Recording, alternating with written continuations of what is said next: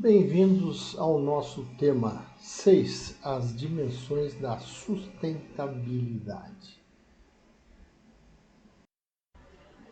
Nós vimos a perspectiva do bottom line, o resultado final triplo, e que não dá mais para pensar apenas no lucro econômico de uma organização, de uma empresa que explore recursos naturais.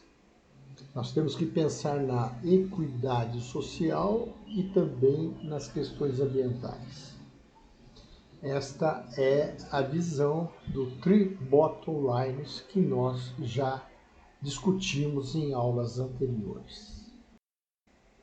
Hoje nós vamos falar sobre uma visão ampliada das dimensões ambientais, numa perspectiva de toda a sociedade, o planeta, do todo, e não apenas um olhar das empresas ou para as empresas.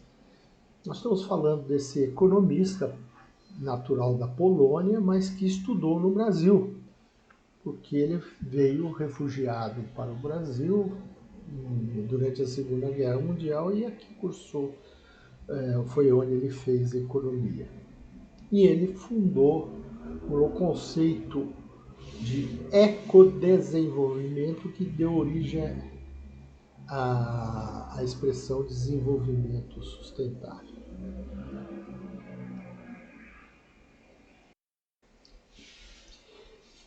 Bom, esse senhor polonês, eu estou de propósito não falando o nome dele, porque eu não sei como pronuncia o nome de um polonês, se fosse italiano seria Inácio, mas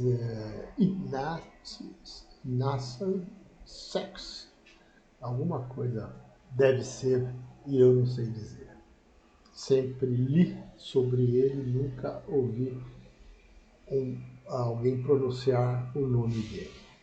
Bom, para ele, todo planejamento de desenvolvimento precisa levar em conta essas 5 questões simultaneamente, que ele coloca como dimensões da sustentabilidade. Não dá para pensar no social sem pensar na lógica econômica, na ecologia, na questão espacial, como a geografia costuma trabalhar, e a questão cultural. Quando Sachs fala da dimensão social, ele pensa num processo de desenvolvimento que seja sustentado por um outro crescimento e subsidiado por outra visão do que seja uma sociedade boa. O que ele está pensando? Ele está pensando em construir uma civilização com maior igualdade na distribuição de rendas e de bens, de modo a reduzir o abismo que existe hoje entre os consumidores ricos e os que participam do planeta e usam muito pouco dos recursos do planeta, que são os pobres. Esse abismo que existe entre aquela porcentagem mínima que concentra a maior parte da riqueza do planeta, em relação à maioria pobre que fica disputando o restante. Nesse sentido, ele pensa que a economia precisa ser revista e os recursos, os investimentos públicos e privados devem olhar mais essa desigualdade que existe. Então é importante para ele ultrapassar as configurações externas negativas resultantes do ônus, do serviço da dívida e da saída líquida de recursos financeiros do Sul. Quando ele se refere ao sul, ele fala que os países pobres estão no hemisfério sul. A maior parte dos países pobres estão no hemisfério sul. E a maior parte dos países ricos estão no hemisfério norte. E ele diz que, né, existe uma configuração de serviços de dívida, né, que fazem essa transferência de riqueza para o hemisfério norte. Então ele fala em troca desfavorável, né? O norte tem barreiras protecionistas ainda, né, que limitam o acesso à tecnologia pelos países do hemisfério sul. E ele só fala de uma eficiência econômica, né? Ela tem que ser pensada no todo, no macro social, e não apenas na rentabilidade de uma empresa, que é o caráter microeconômico, né? O setor de atividade que uma empresa esteja atuando. Então, ele avança no conceito do triple bottom line, falando que a perspectiva é mais além, né?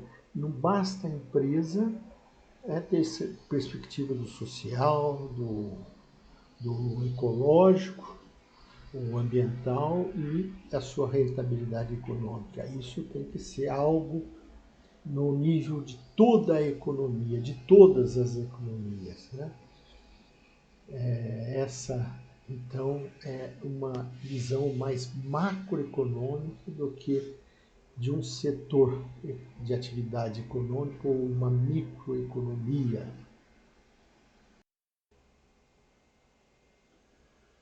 Melhorar a ecologia, todo o ecossistema, a lógica do eco, né, do ecossistema.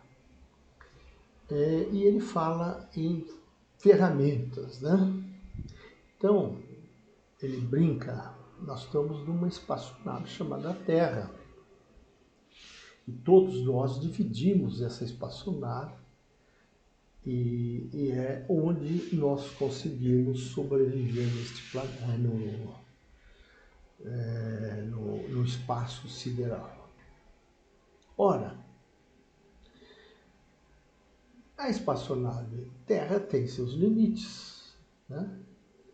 Então, a criatividade, né, deve ser levada para intensificar o uso do potencial de recursos dos diversos ecossistemas, né, sistemas ecológicos, com o mínimo de dano ao sistema que sustenta a vida.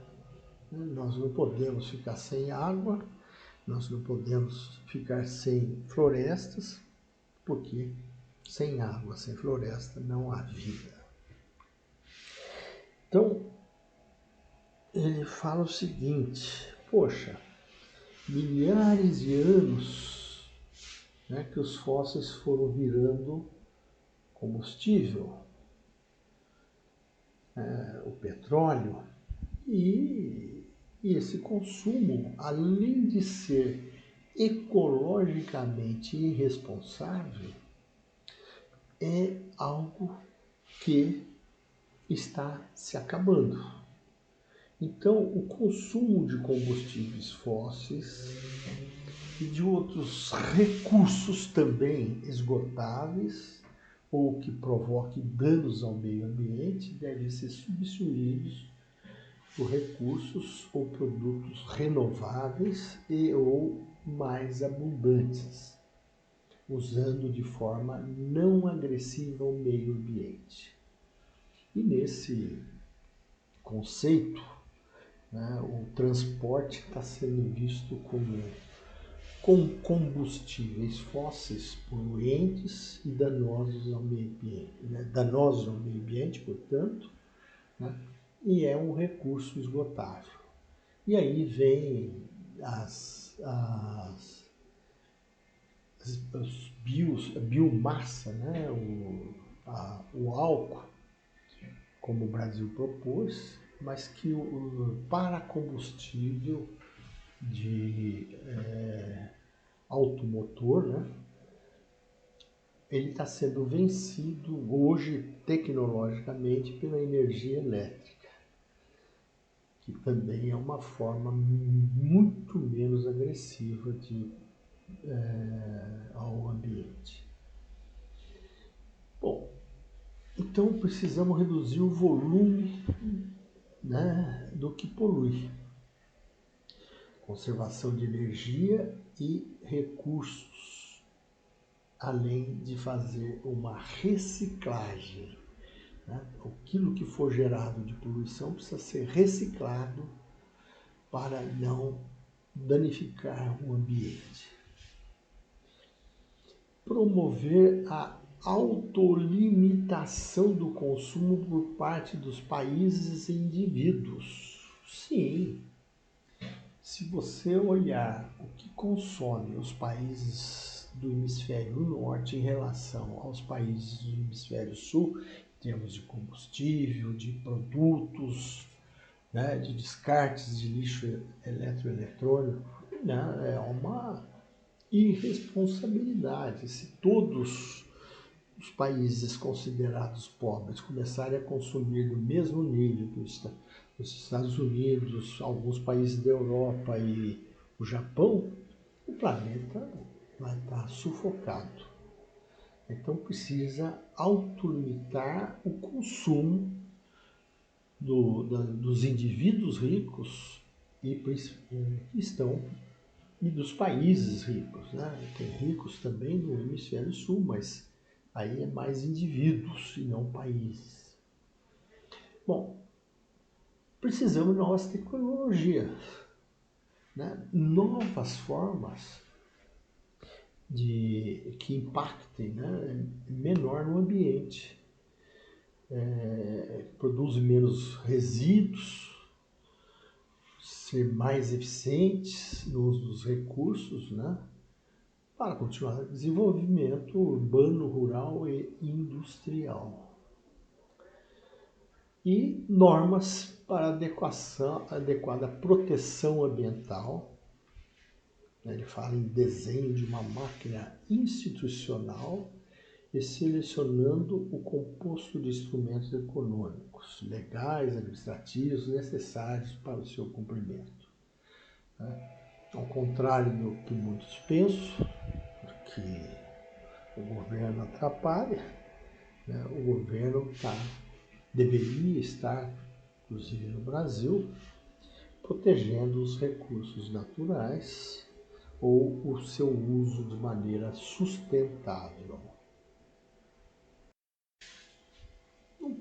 Quando fala-se em questões espaciais, né, da ocupação espacial do planeta de uma forma geral, né, é pensar essa configuração rural urbana mais equilibrada, né, uma melhor distribuição territorial das pessoas, né, assentamentos urbanos, onde tiver as atividades econômicas, né, e aí ele começa a falar, bom, concentração excessiva nas áreas metropolitanas. Isso não é possível continuar. A cidade de São Paulo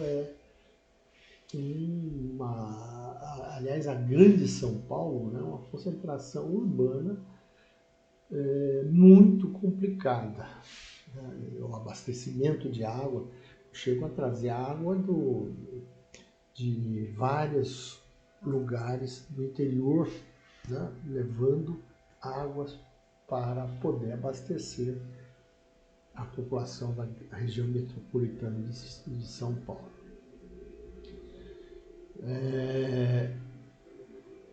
Não dá para ficar destruindo ecossistemas frágeis.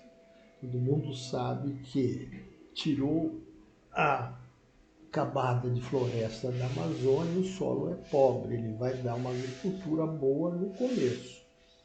Depois eles vão querer avançar mais porque já não é mais uma terra boa, né? E os ecossistemas são frágeis, os manguezais são frágeis e eles são manguezais no litoral, são os grandes produtores de alimentos para os peixes, né? E a indústria pesqueira depende dos manguezais e a distribuição dos manguezais é um sistema frágil, né? Complica toda esta cadeia alimentar, né? Que vai chegar no bicho-homem que come peixe ou frutos do mar. Então, há necessidade de frear a destruição dos ecossistemas frágeis. O Pantanal é um ecossistema frágil e tem sido muito agredido. Bom, a agricultura e a exploração agrícola das florestas precisam trabalhar com técnicas modernas. Há um conceito de manejo sustentável, nós vamos trabalhar muito depois o manejo sustentável, mas é uma técnica para a exploração de madeira que poderia ser usada na Amazônia, né? O manejo sustentável. O que é isso? Você vai lá, tira uma árvore madura, né? Grande, você tira essa árvore, mas não destrói em volta, né? Você vai tirar uma árvore de lá e possivelmente aquele lugar vai ser regenerado, porque ali tem muita semente, uma vai brotar no lugar desta árvore que foi retirada. E aí esta madeira é uma madeira colhida de uma maneira ecológica, né? E pode ser certificada. Não fraudar certificados como andaram fazendo aí para exportar madeiras ilegais, né? Essa é uma maneira e uma técnica moderna, né? E ela pode valorizar, né? A madeira ser valorizada para quem retirou, né? Bom, quem são? Os pequenos agricultores ou os povos da floresta, aqueles que vivem da extração de castanhas e outros produtos naturais que a floresta permite, né? E, enfim, o uso de técnicas modernas, né, vai fazer com que as pessoas possam sobreviver na floresta de uma maneira mais digna, né? Mas eles precisam de tecnologia, de crédito e ter acesso aos mercados. O cara que extrai uma madeira, ele não tem acesso ao mercado direto, né? Quem tem são os madeireiros, e eles vão lá e eles cortam todas, né? As boas e as ruins, né? E destroem a floresta, né? Em vez de levar desenvolvimento, a floresta é derrubada e não há um desenvolvimento social ali. Bom, e o potencial da industrialização descentralizada, né? Poxa, com nova geração de tecnologias, com referência espacial, as indústrias de biomassa e do seu papel na criação de oportunidades de empregos não agrícolas nas áreas rurais. É o álcool e açúcar, né? Sucroalcooleira, né? Ela leva a desenvolvimento, emprego, né? E são recursos renováveis. Então, essa descentralização de uma indústria, né, pelo país ela pode promover empregos melhores em áreas que eram genuinamente rurais.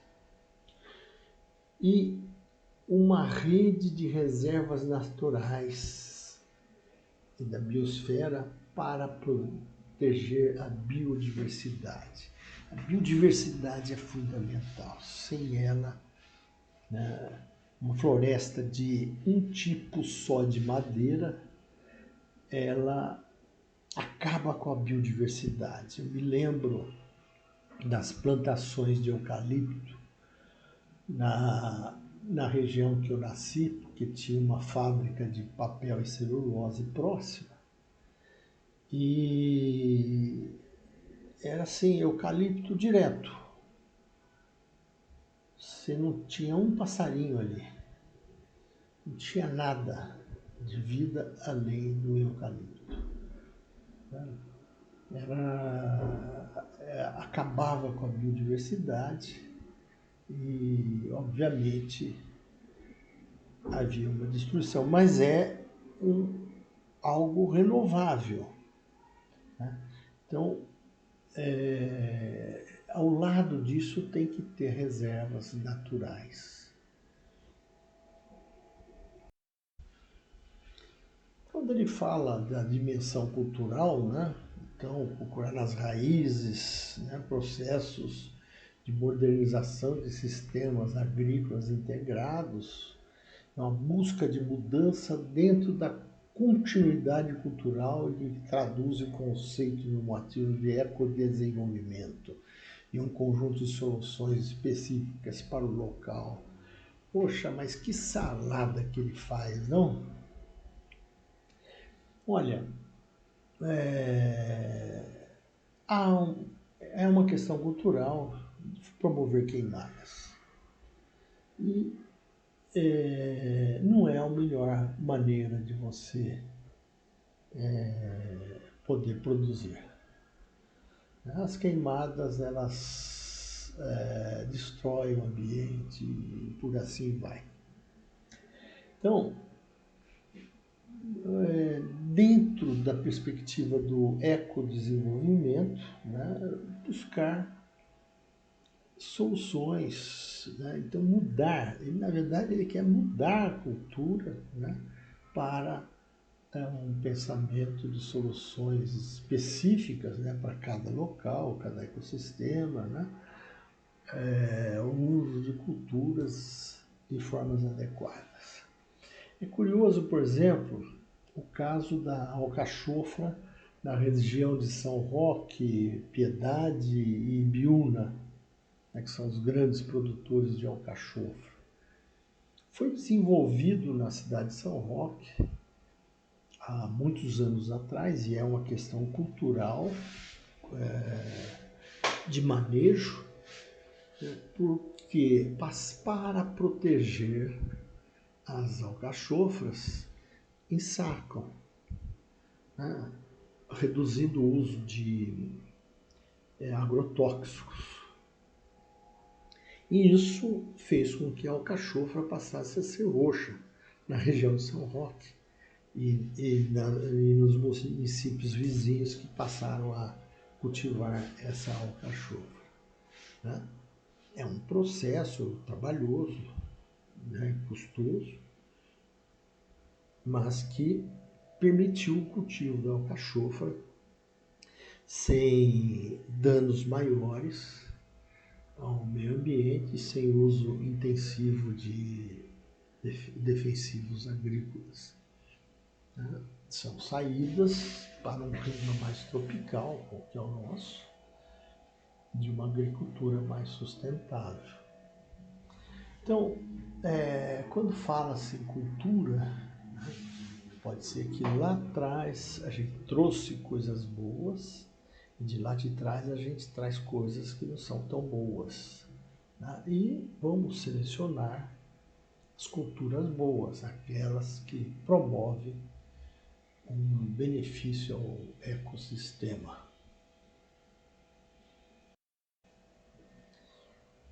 Espero que tenham gostado da aula de hoje e até a nossa próxima aula na semana que vem.